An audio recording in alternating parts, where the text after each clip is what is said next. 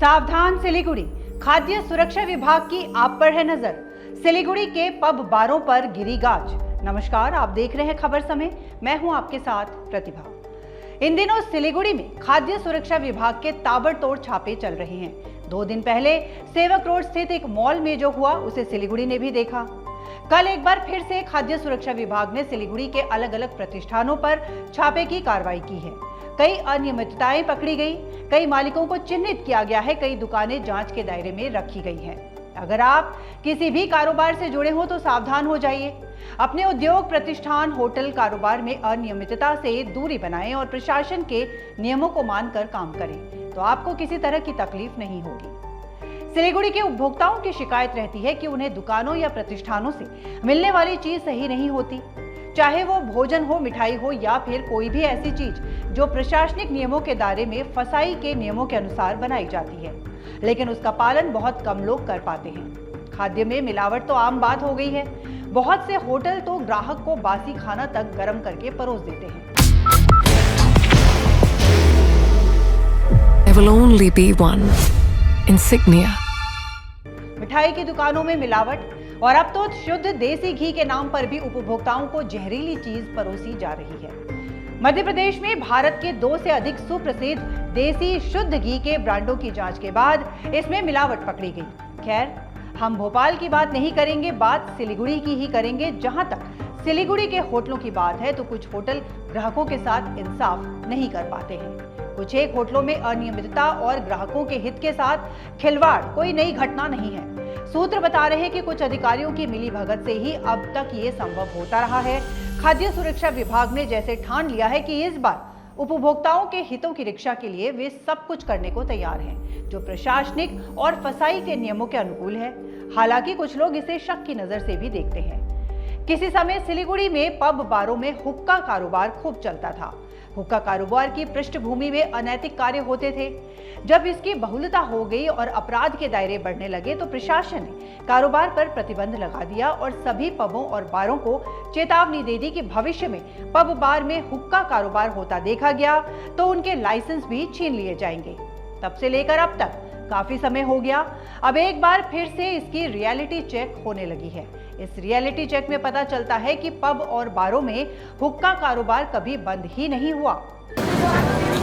बाहर की भागदौड़ अब नहीं तोड़ेगा आपके घर का सुकून।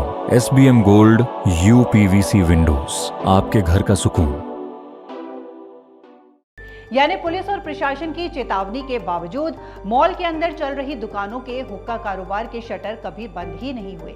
इसके लिए जिम्मेदार कौन है? अब प्रशासन पता लगा रहा है। हालांकि एक सच ये भी है कि कोई भी कारोबारी संस्थान बगैर किसी अभय दान के ऐसा नहीं कर सकता।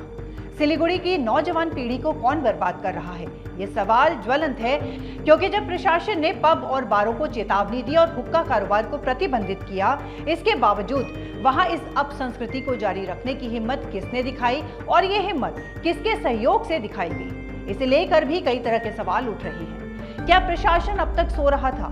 क्या खुफिया सूत्र अधिकारियों को सूचित नहीं कर रहे थे कि लाइसेंसधारी पब और बारों में अनियमितता हो रही थी? तो रोका क्यों नहीं गया? ये सवाल सिलीगुड़ी की जनता का भी है। सिलीगुड़ी का एक सच ये भी है कि यहाँ मिलावटी चीजें अधिक मिल जाती हैं, जो शुद्ध कहकर बेची जाती हैं। खाद्य सुरक्षा विभाग के द्वारा इस तरह की दुकानों और प्रतिष्ठानों पर छापे की कार्रवाई बहुत कम देखी जाती है, क्योंकि कहीं ना कहीं ये एक राष्ट्रीय मुद्दा है। स्थानीय स्तर पर खाद्य सुरक्षा विभाग आमतौर पर होटलों को और इस तरह के प्रतिष्ठानों को अपनी सूची में शामिल करता है जो उपभोक्ताओं के सीधे स्वास्थ्य से जुड़े होते हैं।